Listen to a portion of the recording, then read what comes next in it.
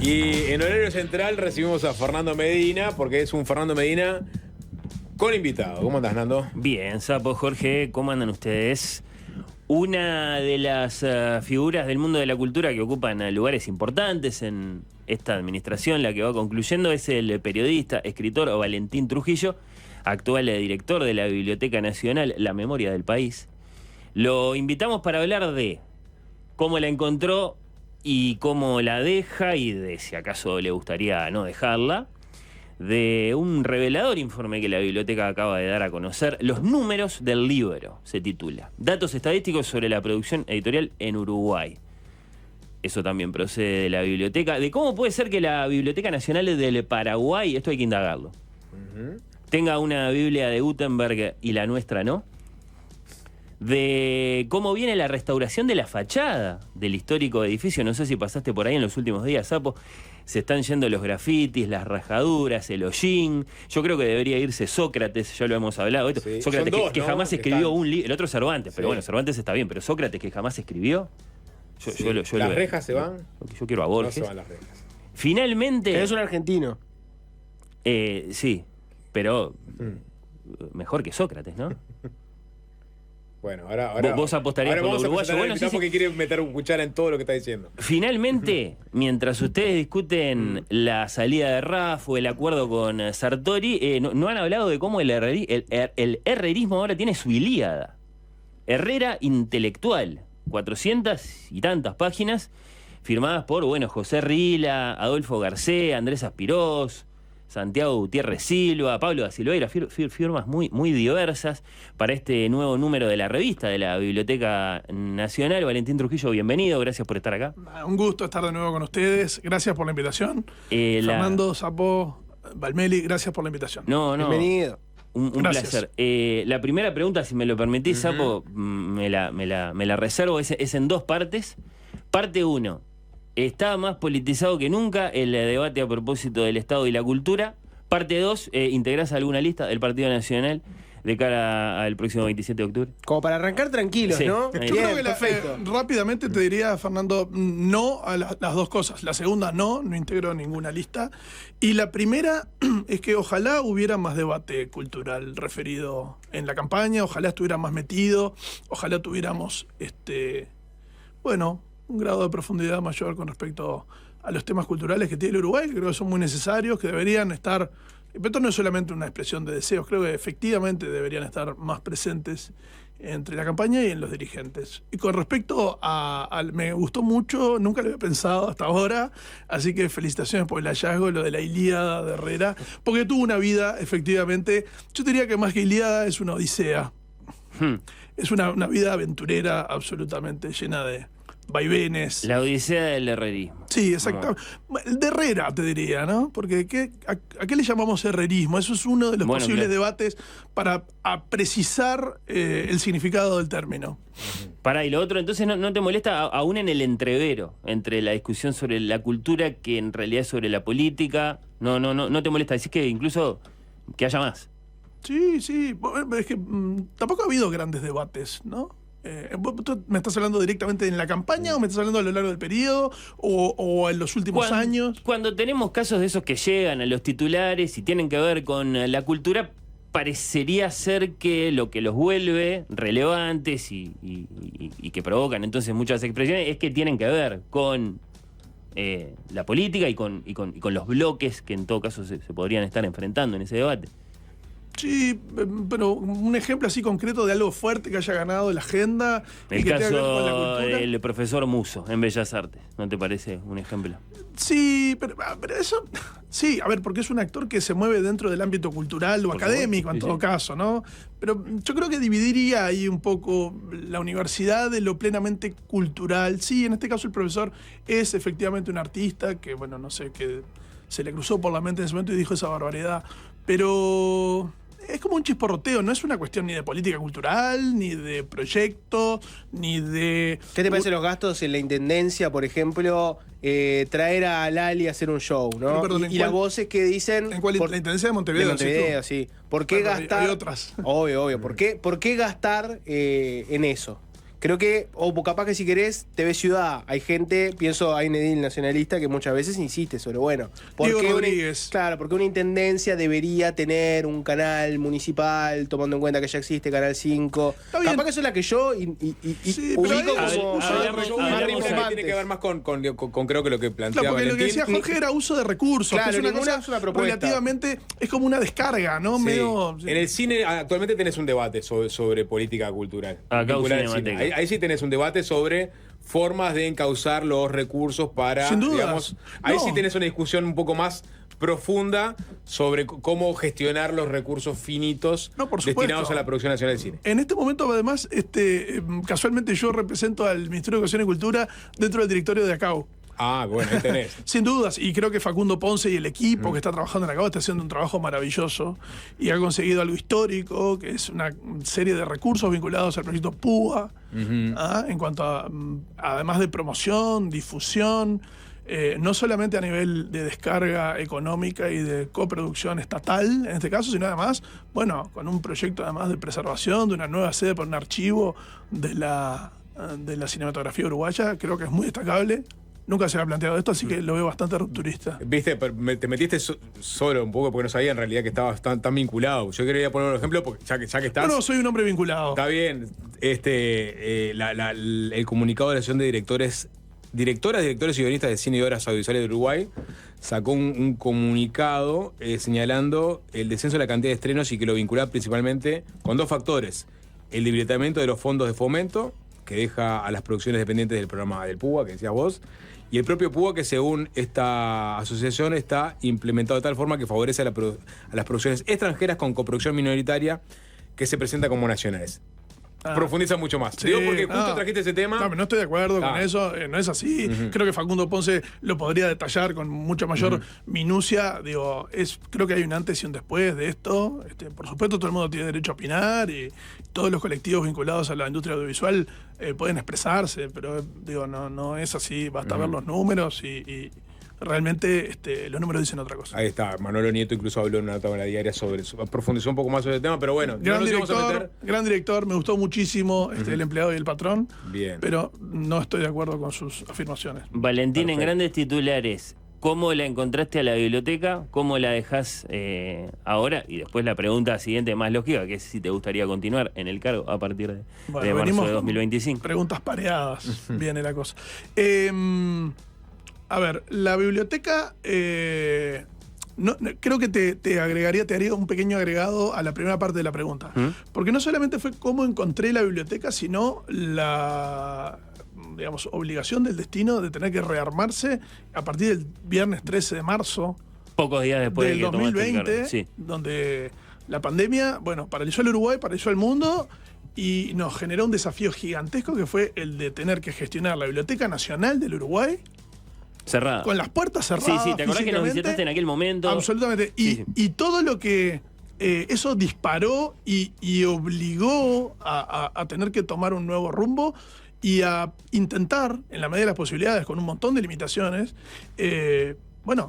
cumplir con los objetivos de la biblioteca, enviarle material a los usuarios, a investigadores uruguayos que estaban en el país o que estaban en el exterior, y a investigadores extranjeros que necesitaban fuentes bibliográficas de la Biblioteca Nacional, porque las tesis seguían, los doctorados seguían, el ritmo editorial se mantenía, había obras por publicar, había investigaciones por hacer, había trabajos que presentar, había postulaciones a diversos fondos que necesitaban esa información, y la biblioteca, creo yo, que respondió de la mejor manera. ¿Cómo la encontré? La encontré como yo la conocía como usuario. Yo desde el año 2005 vivo en Montevideo, yo soy nacido en Maldonado, nacido y criado, soy fernandino, y como docente, como investigador, como escritor y también como periodista, trabajé 10 años en el Diario El Observador, recurrí miles de veces a la Biblioteca Nacional. Entonces, ¿La conocías? la conocía como usuario y como investigador. Y conocía, por supuesto, sus maravillas y también algunas de sus dificultades, ¿no? Cuando pasás al otro lado del mostrador y tras cartón en 11 días tenés que cerrarla y tenés que reinventar la manera en que un montón de funcionarios tenés que solucionarle los problemas para que desde su casa puedan mantener algunas de las funciones que cumplían in situ en el edificio y a su vez tuvieran contacto con las fuentes, escanearan, digitalizaran, enviaran por mail y pudieran abastecer a un montón de gente que estaba gritando desde todos lados. Enfrentaste esa crisis. Sí, pero la biblioteca yo la tenía como... Era un gigante dormido. Era un lugar que, como dice mi gran amiga Lisa Block, era la cueva de Alibaba, estaban todos los tesoros ahí, y es verdad, y no tenía un vínculo fuerte ni con la opinión pública, ni con el pequeño círculo de algunos usuarios que estaban allí, ni con el ambiente intelectual. Había poca vinculación con universidades, con otras instituciones culturales, y tampoco tenía realmente un nivel de coordinación en la interna del Ministerio de Educación y Cultura, que es a quien pertenece, porque es una unidad ejecutora dentro de un ministerio que es muy grande y que tiene una complejidad, digamos, porque no solamente se ocupa de temas culturales o de educación, ¿no? Tiene los registros, por ejemplo, ¿no? Entonces, creo que lo primero que se pudo hacer a partir del 2 de marzo fue aplicarle un nuevo plan de comunicación. Fundamental para ponerlo... A ver, no tenía cuenta de Twitter y no tenía cuenta de Instagram. No se concibe eso, ¿no? Me parece una institución como la biblioteca, que tenía una página de Facebook con telarañas y que tenía muy poco... O sea, era una de las fachadas más conocidas de 18 de julio y no se sabía qué pasaba dentro. Era como un monasterio medio clausurado, donde había alguna gente que silenciosamente por los pasillos transitaba y no mostraba bien todo lo que la biblioteca produce. Sigue siendo un poco así, ¿no? Digo, no. Es un monasterio en buen sentido de la palabra. Uno entra a la Biblioteca Nacional y sigue encontrando esa solemnidad, bueno, pero eso que le da, digamos, su archivo, sus ficheros, claro, su gente, su lugar de lectura. Es verdad, Sapo, pero porque eso es porque es la propia lógica de un espacio que tiene algo de sacro, que parece un templo en algunos casos, pero tú entras a la página web o entras a nuestras redes sociales y ves un flujo de contenido, de movimiento y de trabajo que estaba absolutamente invisibilizado, ese verbo que está tan de Tu moda. resumen, la encontraste dormida y la dejás en comunicación. La Eso dejo, es lo que estás la dejo haciendo. bailando tecno. bailando tecno. Es un buen título. No está mal. El tecno me da polilla igual. No, No, bueno. además no sirve para leer. bueno, A ver, acaba de reunirse Oasis, queda bailando Champán Ni Supernova. siquiera electrónica. Pará, y la segunda parte de la pregunta, ¿te gustaría continuar? Bueno, eso no depende de mí. No, ya sé. Sí, me Pero gustaría continuar, sí, Bien. pero eso depende de los hados del destino. ¿Y te gustaría continuar si cambia de signo el gobierno, por ejemplo? ¿Te hace una diferencia eso o te es indiferente? A ver, yo creo que la verdad es que la biblioteca está por encima de los partidos y por encima de los periodos. Eso es lo que considero. Esto es algo que suena como a versito, pero que me gusta repetirlo. La biblioteca se fundó en 1816. Esto significa que es 14 años más antigua que la República Oriental del Uruguay. El año que viene, en mayo, a finales, el 26 de mayo del 25, cumple 209 años.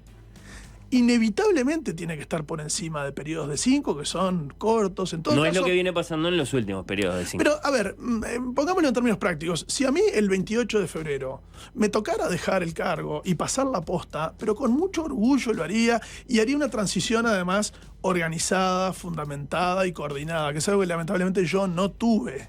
Yo no tuve ni un minuto con mi antecesora, cosa que considero bastante lamentable, pero bueno, fue lo que sucedió. Y me parece que en todo caso habré tenido el altísimo honor de estar 5 años al frente de una de las instituciones culturales fundamentales del Uruguay y pilotando con ese timón tan particular, porque es un barco grande y complejo de maniobrar, y creo yo, dejándolo en bastante mejores condiciones que en el año 2020. Era la bibliotecóloga Esther Pailós, ¿no? Sí. Ujú. Y dale el gusto a Fernando y contesta la pregunta, ¿no? ¿Qué hace un filósofo griego que no escribió, ¿no? Ahí no tiene parado, la culpa, Valentín. ¿no? No es- No, es muy sencilla la respuesta, Jorge.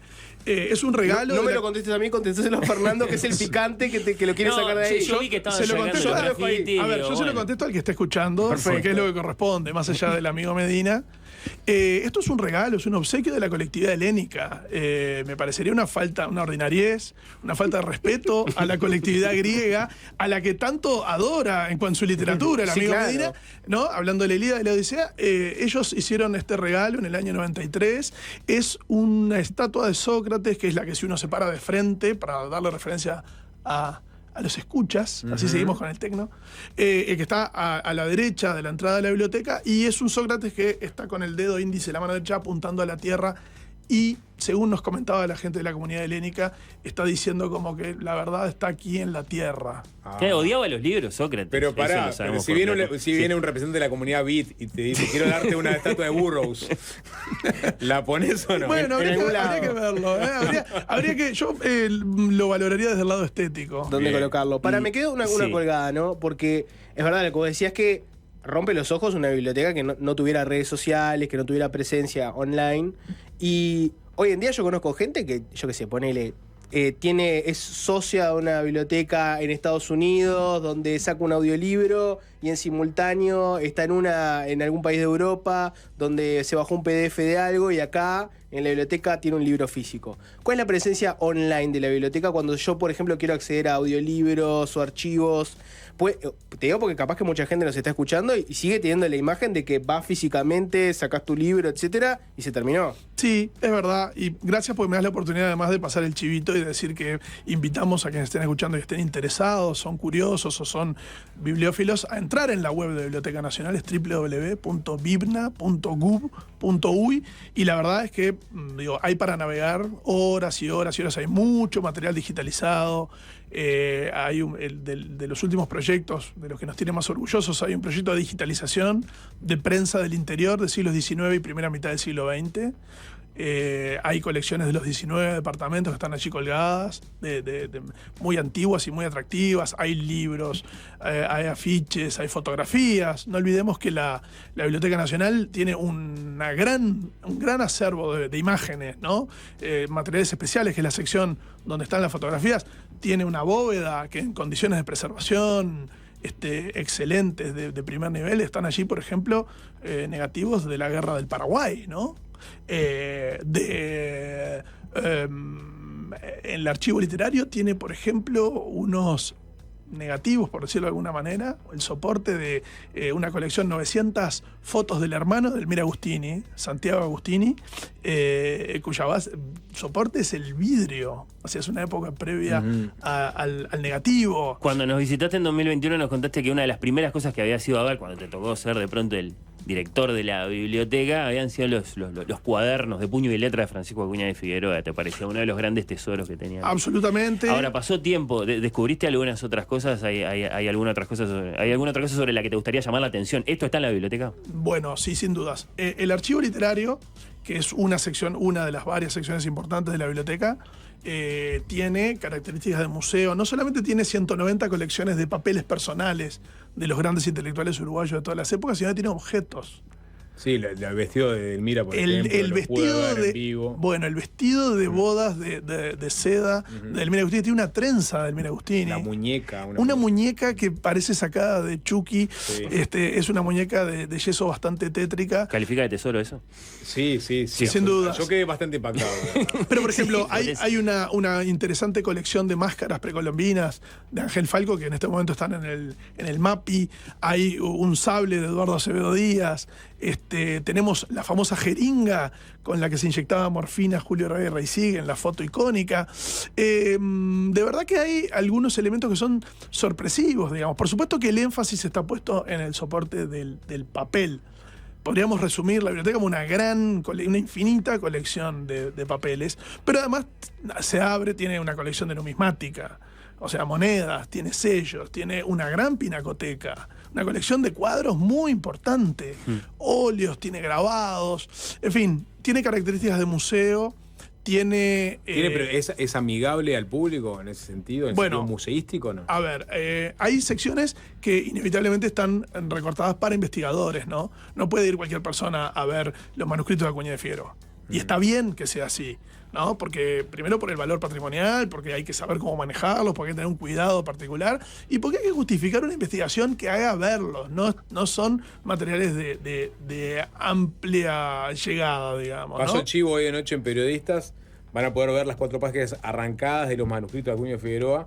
Las 4 páginas que son la antología del carajo. La nomenclatura y apología del carajo. Siempre le erro. Que esto es una obra, aprovechemos, el autor de nuestro himno, que lo hemos conversado con Fernando, es, en mi opinión, y tengo datos para corroborarlo, es el escritor más popular del Uruguay, porque todos sabemos de memoria una Por lo de sus menos obras. una de sus obras. Exactamente, Sí, sí, sí. todos los uruguayos lo sabemos.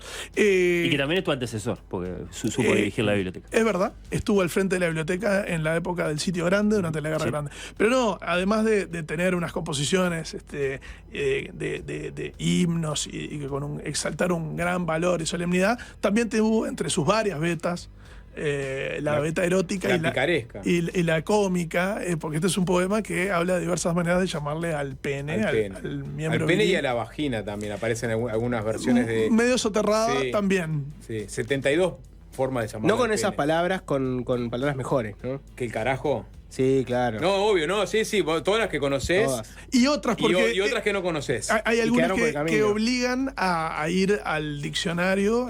Claro. Es una parte lúdica muy interesante porque hay alguna palabra que obviamente su primer significado es otro y el de Acuña claramente es una metáfora. Pero el viaje es que cuando vas a los manuscritos originales, las 4 páginas Están que corresponden están arrancadas y alguien las arrancó, Sí. no sé si por pudor.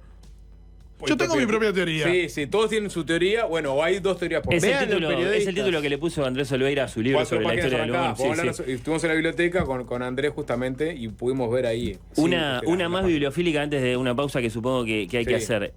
Porque este es un pequeño acontecimiento bibliófilo que me parece demasiado perfecto para no detenerme. La están reproduciendo de la noticia un montón de portales, es de agencia F. Si la estoy leyendo bien, la noticia está mal. Se habla de la llegada de una Biblia de Gutenberg a la Biblioteca Nacional del Paraguay. Tu colega paraguayo, Javier Ortiz, consideró este ejemplar como invaluable, ya que sería, dijo, el primer incunable que llega al Paraguay. Es decir, un libro impreso entre 1450 y 1500, ¿no?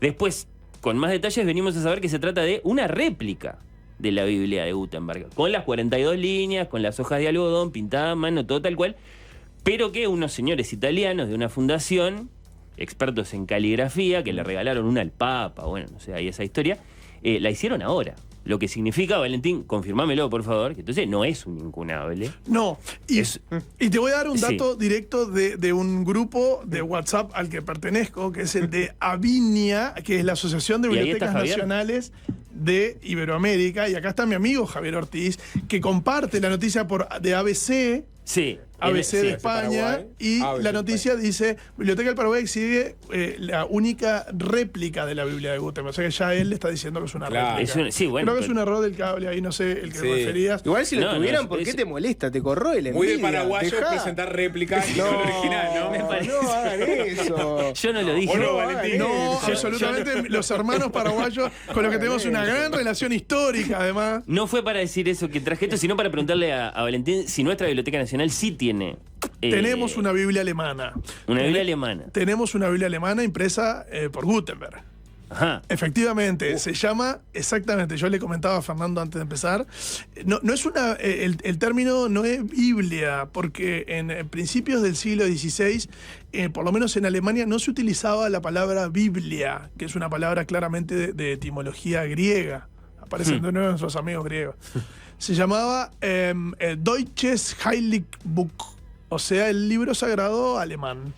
Y le comentaba a Fernando que, bueno, es una maravilla poder ver esas páginas, muy difícil de leer incluso para la gente que sabe leer alemán porque está hecho en caracteres góticos. Habría que como determinar corresponde. entonces a qué se corresponde ese texto, porque las Biblias de Gutenberg que sí están repartidas por el mundo, sobre todo en Europa, algunas en Estados Unidos, que son muy poquitas porque se digamos, produjeron muy poquitas originalmente. Más o menos, se corresponden, no son tan pocas, bueno, son menos de 200. Y Bueno, de esas se perdieron un montón, y es algunas verdad. son solo el antiguo, otras son solo el nuevo, otras son solo pedazos.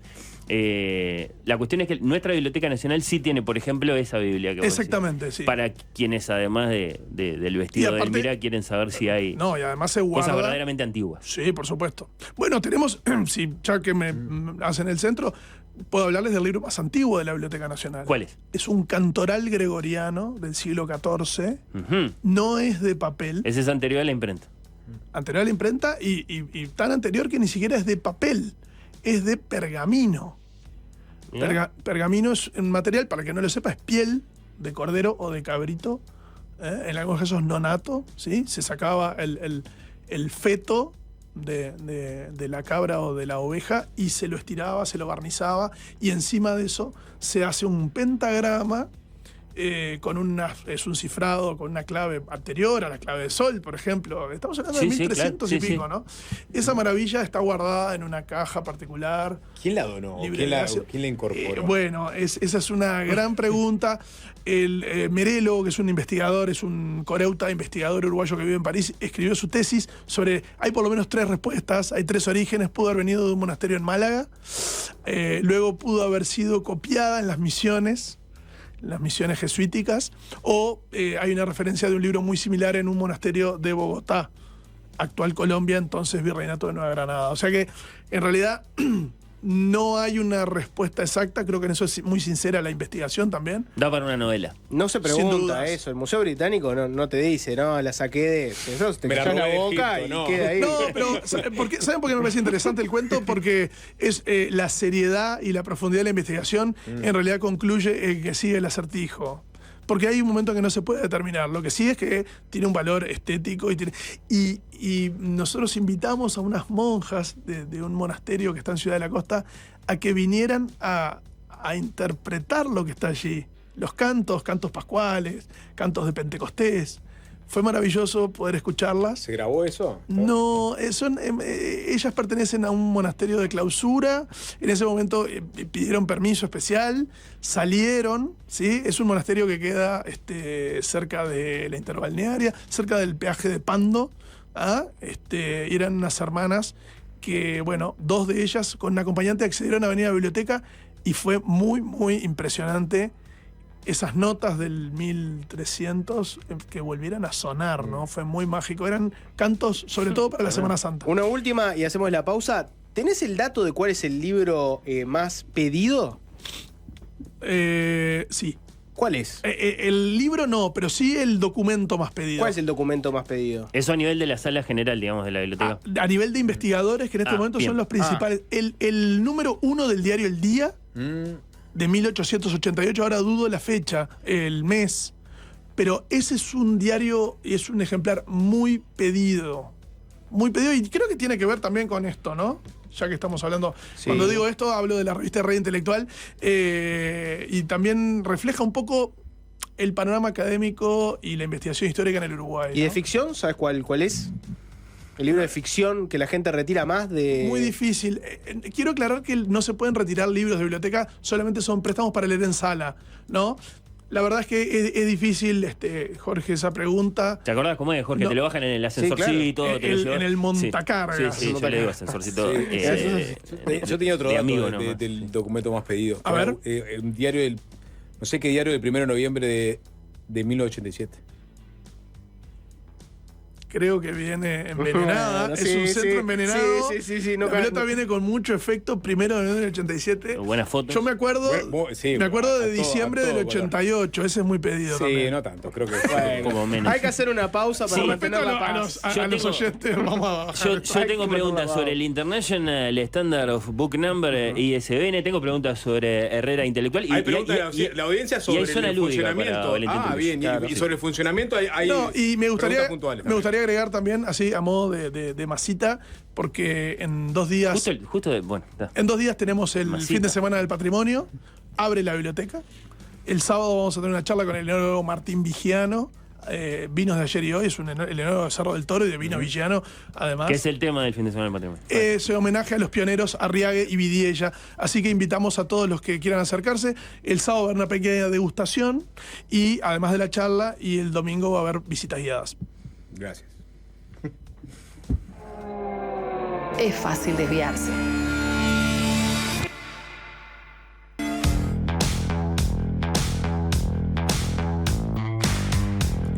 Estamos con Valentín Trujillo, director de la Biblioteca Nacional. Hay varios mensajes de diversa índole. Por ejemplo, alguien dice, es un tetragrama, Valentín. La corrección es porque el pentagrama no se usa en la notación gregoriana. Una muestra. No, es un penta, es un penta, sí, pero sí es cierto que tiene un cifrado particular. Las notas, por ejemplo, que las conocemos redondeaditas, son cuadradas. Y tienen una clave que obviamente no la sé, pero sí es fácil de decodificar para los curas que cantaban esto en los monasterios en la Edad Media. Bien, Muy buen escritor. Ojalá le pregunten por las salas de extensión cultural. Pone ahí en los mensajes también.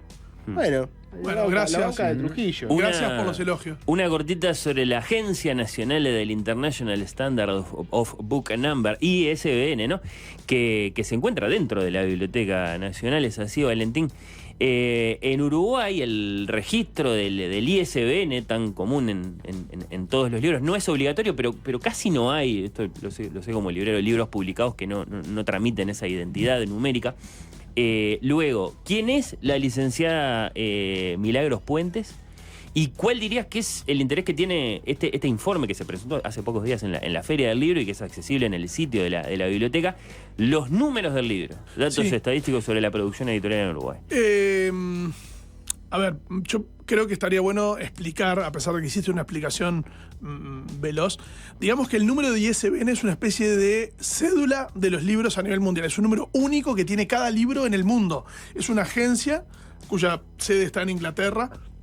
Todos los países están como suscriptos, pagamos, la Biblioteca Nacional en este caso, que es la agencia para Uruguay, paga una membresía anual para tener este registro, que es una guía única a nivel global. Es verdad lo que tú decís, Fernando, no es obligatorio en el Uruguay, pero sí te diría que más del 90% de lo que se publica tiene ISBN, y la Biblioteca Nacional es que se ocupa de otorgar ese número, que aquí es gratuito, en otros países hay que pagarlo. Me parece interesante decirlo porque es un servicio que en este caso está otorgando la Biblioteca Nacional.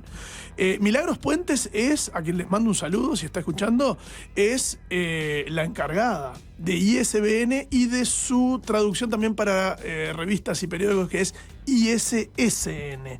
Es quien otorga esos números de Biblioteca Nacional y es quien, en un trabajo muy arduo, porque además también está vinculada es la encargada de la sección gestión territorial, donde está, por ejemplo, este proyecto de digitalización de prensa que nombrábamos hoy. Acaba de hacer un reporte formidable, son 12, 13 páginas, está colgado en la página web de la biblioteca para el que esté interesado, sobre los números en el último quinquenio, 2019-2023.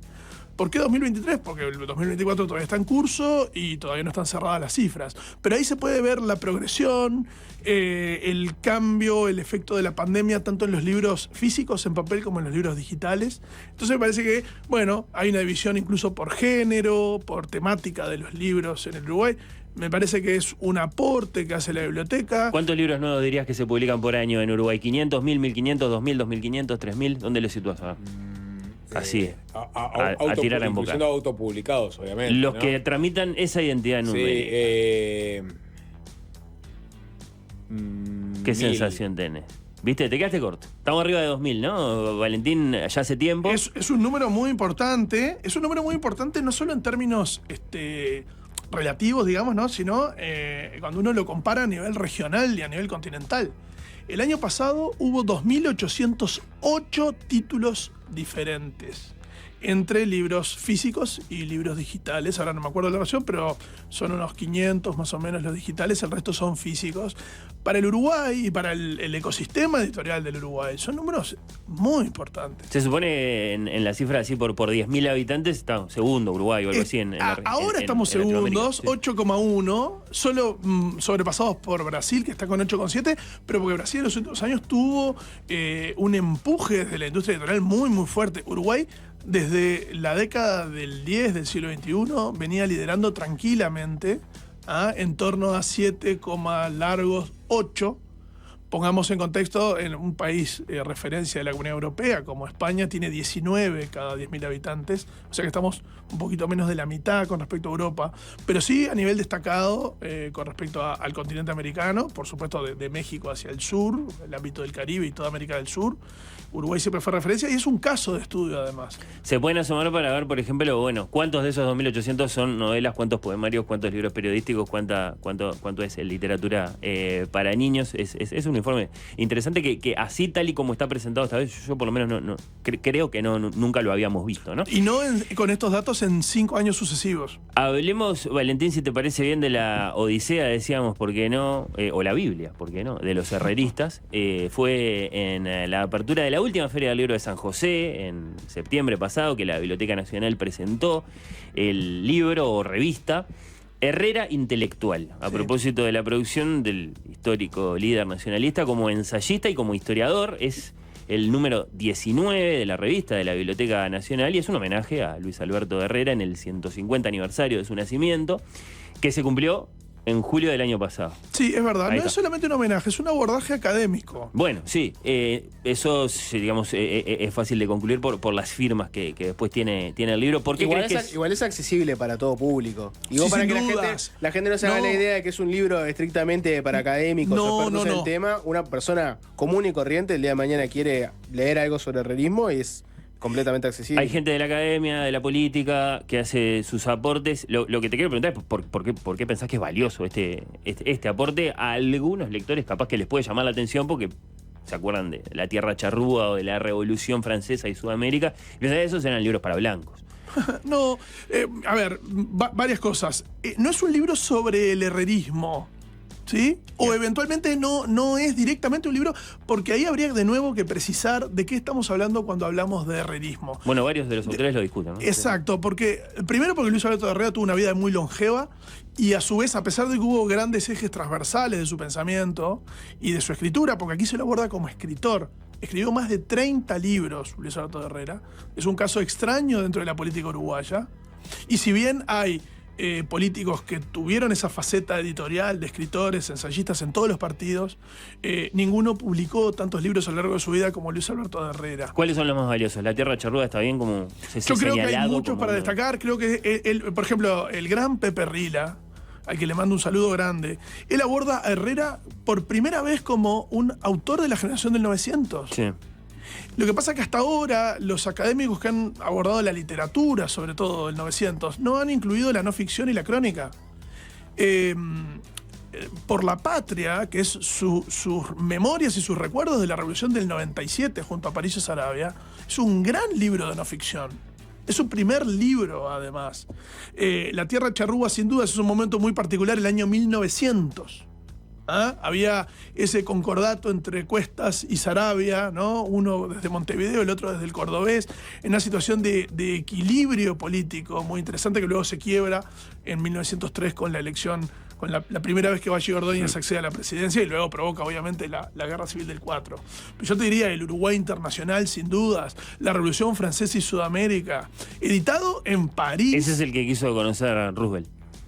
Theodore Roosevelt valoró mucho, Teddy Roosevelt, el presidente norteamericano, esa obra. Cuando estuvo en Montevideo en 1914 se reunió especialmente con Herrera, pero además publicado por Bernard Grasset en París, la misma editorial que unos meses antes había publicado En busca del tiempo perdido de Marcel Proust. En esos círculos se movía Luis Alberto de Herrera en París. Iba a las cátedras de Henri Bergson en la Sorbona. Entonces, creo que este libro aporta un Herrera muy desconocido, muy ignorado por el ambiente académico nacional y muy por fuera de las caricaturas en las que usualmente se lo coloca y se lo ha colocado a lo largo de la historia e incluso recientemente. Yo creo que este es un libro que aporta una mirada diferente desde es una antología, digámoslo, son 23 artículos distintos y 3 apéndices donde aparece un texto de Quijano, un texto de Rael de Azúa y un texto de Mena Segarra. Pero digo, acá hay una paleta variopinta de autores. Mi artículo, por ejemplo, entrevisto, cito un montón de fuentes bibliográficas, pero aparte hay 2 largas entrevistas a Luis Alberto Lacalle y a José Mujica. Porque, digamos que hubo una parte del pensamiento de izquierda que demonizó a Herrera sistemáticamente, sobre todo a partir de la dictadura de Terra. Pero luego hubo una parte grande de la izquierda, y que tuvo un peso primero simbólico y luego electoral y de poder político concreto, como el MLN, los Tupamaros, el MPP, donde claramente hay unas raíces fuertemente herreristas. Entonces, me parece que el libro se anima a avanzar en territorios no usualmente abordados sobre la figura de Herrera. En 1903, él publicó desde Washington una serie de columnas cuando él tenía una misión diplomática en Estados Unidos y en Canadá. Y se publicaban irónicamente en el diario El Día, dirigido por José Valle Ordóñez, que será luego su gran rival hasta el año 1929 en que muere. Y porque Herrera tenía una gran amistad, era un tipo muy simpático y tendía puentes, a pesar de las diferencias, con Domingo Arena, que trabajaba en El Día. Una de las columnas que Herrera manda desde Washington y que se publica en el diario El Día, defiende los movimientos feministas norteamericanos, defiende la educación de las mujeres y el rol laboral que él ve en Estados Unidos de las mujeres, y los compara con la visión un tanto retrógrada de lo que predominaba la mujer en el Uruguay. ¿Ustedes hubieran dicho que había un Herrera feminista deconstruido en 1903, 20 años antes que Paulina Luisi y los movimientos feministas uruguayos?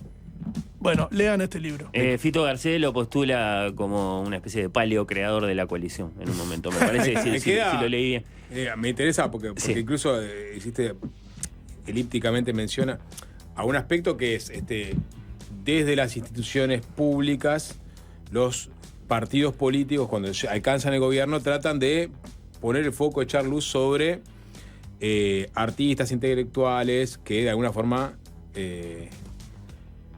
comulgan con su credo, ¿no? O sea, están más emparentados políticamente. El Frente Amplio, creo yo, durante 15 años hizo a través de la Biblioteca Nacional, pero también a través del nomenclator, a través de homenajes públicos, una reivindicación de muchas figuras que están muy emparentadas con la izquierda. Este libro, de alguna forma, se enmarca en una idea o una intención de echar luz sobre esos intelectuales, en este caso, que no fueron tan visibilizados en los últimos años a partir de ser un gobierno liderado por el Partido Nacional. Creo que la respuesta es no, y me remito a los hechos en lo que me corresponde y la responsabilidad que tengo yo al frente de la Biblioteca Nacional del año 20 para acá. En el año 2020 se festejaron, y con toda pompa, y lo hizo la Biblioteca como corresponde, el centenario de Mario Benedetti, el centenario de Díaz Vilariño, dos personajes absolutamente alejados del Partido Nacional. Uh-huh. Y además le recordamos a la administración anterior que se había olvidado de Julio Seda Rosa, Colorado, bastante lejano al Partido Nacional. En el año 21, Esmir Rodríguez Monegal, un tipo que fue un crítico literario, que fue muy duro con la Revolución Cubana, pero que no estaba ni afiliado al Partido Nacional, ni... Luego le hicimos... Este libro se enmarca dentro de los homenajes por los 150 años de dos grandes intelectuales que forman un trío, digamos, de una generación gloriosa, que son José Enrique Rodó, ¿sí? Nacido en 1871, era colorado y votó a Valle Ordóñez. Y el otro es Carlos Bá Ferreira, que primero fue liberal y luego no tuvo una actuación político-partidaria, pero yo diría que estaba más cerca de los movimientos de izquierda, entre los 40 y los 50, una especie de socialismo un poco ingenuo, si se quiere. Herrera fue cercano, no sé si a Carlos, pero sí a María Eugenia, ¿no? Uh-huh. Sí, bueno, a ver, Herrera fue compañero de Rodó, compañero de generación, lo conocía bien a Bá Ferreira. El punto es que, digamos, se reivindicó... Pero hemos sido muy amplios, la verdad. Sí, pero la pregunta publicamos una novela de José Monegal, que estaba en el archivo literario, porque lo recibimos. O sea, el archivo literario se engrosó porque recibió una donación de la familia Monegal, que mucho valoramos, y ahí había un inédito, La tragedia de los Medina, y se publicó... y es un, en ese caso es un escritor que además escribió una biografía de Aparicio Saravia y que es blanco, pero te nombré un montón de Pero casos. de repente está mal en todo caso que se haga, porque se puede hacer a través del patrimonio, a través de la biblioteca, a través del nomenclator, a través de tantas... A mí me parece que camisetear y poner una bandería desde una institución cultural, que es algo que se hizo mucho en el Uruguay, lamentablemente, está mal. Y esta administración no lo ha hecho. Esto es un abordaje académico con un montón de gente. Aquí está Ariadna Islas colaborando. fue directora del Museo Histórico Nacional, el gobierno de Mujica. Yo no le pregunto qué votó. Está el actual director del Museo Histórico, que es Andrés Aspiros. No le pregunté qué votó. Como no le pregunté a Pepe Rila, aunque puedo imaginarme, no le pregunté a Fito Garcés, no le pregunté al periodista Miguel Arregui. O sea, esto es una visión que invita y que pretende echar luz, sí, sobre aspectos poco conocidos de Herrera como escritor, porque poca favor le haríamos a la Biblioteca Nacional si publicáramos algo como dirigente político. Está bien, pero capaz que tiene que ver con que el Partido Nacional ha estado tan poco en posiciones de gobierno, ¿no? Sí. Digo, porque capaz que llega hasta tarde este libro. Bueno, es que en eso ¿Me concuerdo explico? absolutamente. Yo creo que es una barbaridad que recién en 2024 una institución como la Biblioteca Nacional o cualquier institución cultural del Uruguay no hubieran abordado la figura intelectual de Luis Alberto de Herrera. Pero eso de alguna así forma como- no abona la teoría de que viene según el pelo político bueno, pero del esa gobierno, pregunta se la tenés que hacer- el foco que se le pone a los actores culturales. Yo no puedo intelectuales. hablar por las autoridades anteriores, me remito a los hechos. Creo que no se actuó de la misma manera, claramente. Me parece que ha habido una mirada mucho más ecuánime y reconociendo el valor intelectual, no el valor del voto circunstancial, porque los intelectuales, vaya, se han cambiado de pelo, ¿no? Y de montura a lo largo del tiempo. Pero nosotros no nos metemos con eso. Acá la Biblioteca Nacional está dedicándole un número monográfico, igual que se lo dedicó a mí Rodríguez Monegal, a Luis Alberto de Herrera, en su faceta de escritor, en su faceta de ensayista, y creo que la relevancia del valor de las firmas que integran este libro habla de su calidad. Después de haber leído el libro, ¿pensás que Herrera se revolvería en su tumba al ver a Sebastián da Silva con el canguro de las Fuerzas Armadas de Israel? ¿O no? ¿O no están así? A ver, tú estás queriendo... Para meter una pregunta Sí, extraña. para meter- ahí Para meter está. una pregunta extraña Pero- antes de la zona lúdica. Está Y bien. ahí sí despedir a Pero- Valentín. No, pero tú dejás sobrevolar un sentimiento antisemita de Herrera. No. Te digo la clásica, vos hablás de las caricaturas, ¿no? Sí. Uno piensa en la caricatura No, de el Herrera. intelectual y... Uno piensa en la caricatura. No, uno piensa en la caricatura de Herrera, esa persona férrea en su neutralidad, independencia, Sí. el Uruguay como sin postura, sin camiseta de otro que no sea Uruguay. A ver, la verdad es Viste que que... esa es una caricatura en el- muy extendida. en el año que, 40 que está discutida en el libro igual, ¿no? Hay un artículo que está de Francisco Fay que Sí. aborda un poco todo ese tema de la política internacional. Absolutamente, en el Uruguay internacional, y además vaya si tuvo una visión importante y muy transversal a nivel regional e internacional, con la que creo que muchos uruguayos concordamos, a pesar de que no sepamos que esa visión es de Herrera. Bueno, está un poco en el artículo ese Claro, conversado. porque se dice que todos los uruguayos en el fondo somos vallistas, dice un dicho muy común. Yo diría que eso en parte puede ser compartible, pero también diría que somos herreristas, incluso sin saberlo, sobre todo en esa visión regional, muy americanista, de la independencia del Uruguay vinculada a América del Sur como parte de una matriz cultural muy fuerte que a veces hemos olvidado y que en muchos sentidos se ha querido vestir como una excepción, ¿no? El pequeño país modelo, me parece que está muy equivocada esa visión. Esa es una opinión solamente personal.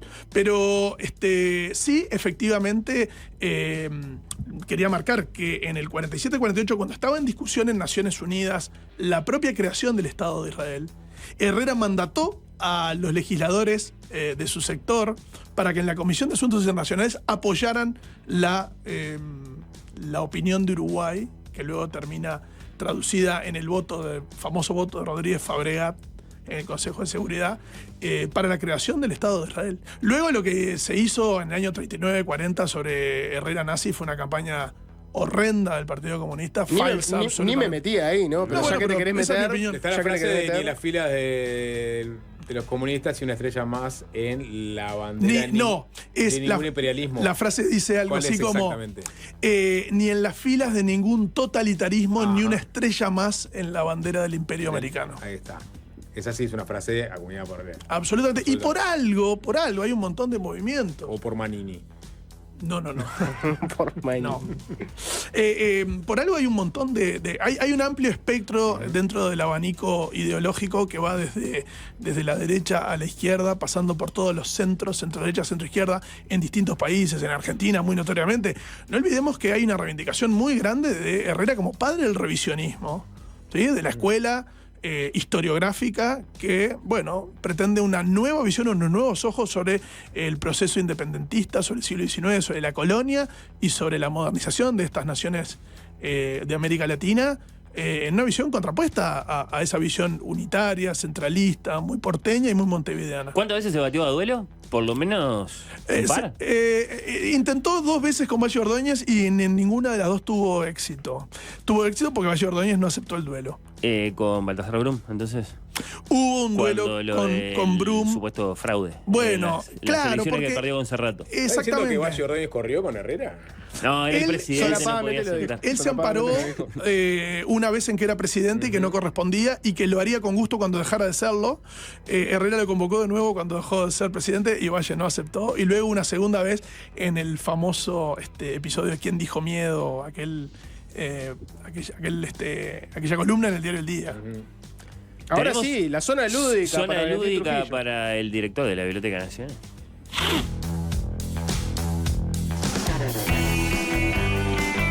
Te hago la introducción, Fernando. Sí, dale, Jorge, ayúdame. Dice, la publicación de Herrera Intelectual podría inspirar otros libros que se propusieran rescatar la faceta lectora y escritora de grandes figuras del Partido Nacional o la política uruguaya en su conjunto. La pregunta es, ¿a cuál de estos proyectos le darías el sí de la Biblioteca Nacional? ¿Y cuál de los No siguientes es proyectos? personal, es institucional. Bueno. En este caso va a ser institucional, sí. Tenemos dos grandes decisiones para presentarte que las vas a tomar vos en nombre de la, Sí. de la biblioteca del Partido Nacional. Sí. A. Wilson Intelectual. 23 artículos originales firmados por Jorge Gandini, Juan Raúl Ferreira, Graciano Pascale. Entonces ahí su relación con Carlos Quijano, sus artículos para Marcha, sus lecturas de Proust. Eso me lo contó Martín Reyes. Leía mucho a Proust, Wilson. Bueno. B. La Calle Intelectual. 23 artículos originales, todos... ¿La calle Herrera o la calle Pou? Si digo La Calle, yo supongo que es La Calle. Luis Alberto Lacalle. La Calle, sí. A mi hija le gusta mucho que le digan el cookie, porque ella lleva una vez por semana de merienda una cookie, le gusta mucho ese apodo, cookie. La Calle Intelectual, 23 artículos originales, todos firmados por Atilio Garrido. Su polémico primer libro, Trasfoguero, que vi que Pocho lo vende como a 25.000 pesos, debe ser muy valioso. Su impresionante biblioteca, que eso lo hemos visto, tiene una biblioteca muy impresionante, y sobre todo su Perfect English, lo han escuchado, por supuesto. Británico.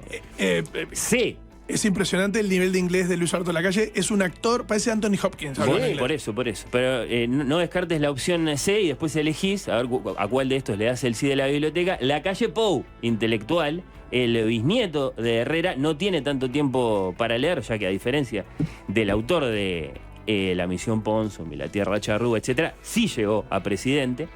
Sin embargo, los libros no le son extraños. Lee y recomienda Factfulness. Es un estudioso de la vida de Lord Palmerston y es un acérrimo enemigo de Hobbes. Y tiene el inglés un tanto oxidado, a diferencia del padre, ¿no? Tiene un inglés más Bueno, pragmático. no sería un capítulo del Más libro. pragmático. Cualquiera de nosotros que estuviera en las Naciones Unidas. No, yo Chapo, me te que digo. entrevista de Hard Talk que a cualquiera de nosotros también se estuviera hay que estar en esos zapatos. Claro. ¿A cuál le haces? Sí, Wilson Intelectual, bueno. Sí. La Calle Intelectual, La Calle Pou Intelectual. Yo creo que por un tema de cronológico, me parece que estamos en momentos. Porque, digamos, la calle Herrera y la calle Pou todavía pueden producir más. Yo creo que iría por Wilson Intelectual. Bien. ¿Me querés ayudar con de otras tiendas? De otras Jorge? tiendas, sí. Por ejemplo, Manini Ríos Intelectual. Carlos Manini Ríos, hijo de Pedro y tío de Guido, no solo fue director de La Mañana, embajador en Brasil durante la dictadura y ministro de Sanguinetti. Nació en Francia, fue un gran ensayista, hacedor de ficciones. Tu paisano, Damián González Bertolino, afirma que su novela Romeo en los Infiernos es uno de los grandes libros olvidados de la literatura uruguaya. Sapo, dale, léete vos la B. Bueno, voy. Pacheco Intelectual, atenti, Valentín. Los editoriales completos de El Día, del 61 al 65. Lo mismo que Charles Dickens, el más polémico de los vicepresidentes de la historia uruguaya, el profesor de literatura Jorge Pacheco Areco, se hizo famoso antes como periodista. Y C, Sanguinetti, intelectual, ese no demanda presentación. No, Manini, Carlos Manini. Yo diría gran novelista y yo sé que estas respuestas es un ping-pong, pero diría gran historiador. Recordemos esos libros, Una nave en la tormenta, Anoche me llamó Valle. gran historiador, además, o sea, gran autor de no ficción, además de buen novelista. Pero Así que- perdón, dejás a Sanguinetti afuera y Sí. ponés a Carlos Manini. Eso Sin iba a dudas. decir yo. ¿Por qué? Acabo de decirlo. No, bueno, pero ¿por qué afuera Sanguinetti? Ah, no, pero porque hay que elegir uno. O, Sí. o ¿cómo es el juego? Hay que elegir uno. Ah, Y bien, es la no, mirada no, de la perdón. Biblioteca Nacional. Capaz- Carlos Manini Ríos. capaz Carlos que es más Aparte fácil hacer el de Manini, aparte de el de nuevo, Sanguinetti Sanguinetti está sería vivo, Mario puede Thomas. seguir Se escribiendo, defiende todavía no ha solo. terminado su obra. Bien. Sí, así que se podrían llegar a venir Wilson, intelectual, Por y algo es el Carlos Manini. director de la Biblioteca Nacional. Por último, viste que te preguntamos cuál editarías. Sí. Esto sería cuál evitarías. Con B corta. Evitaría. Ajá. Orsi presidente o La Sexta. Perdón, esto, a ver, vamos a ver un poquito ¿Qué de libro contenido. evitarías? ¿Qué libro evitarías? Evitarías. Se llaman, se titulan sin así. dudas, sin lugar. Voy a citar a un gran periodista deportivo uruguayo. Sine lugare a dudas. La Sexta, sin dudas, la evitaría a todo precio. Si tenés que elegir entre. Sí, ¿Está? sin duda. ¿Está? Muy bien. Todo dicho. Respondido. La vida por los colores. Vale. Valentín Trujillo, muchas gracias por No, tu gracias a visita hoy ustedes. a Fácil Realmente un gusto estar acá. Fácil desviarse.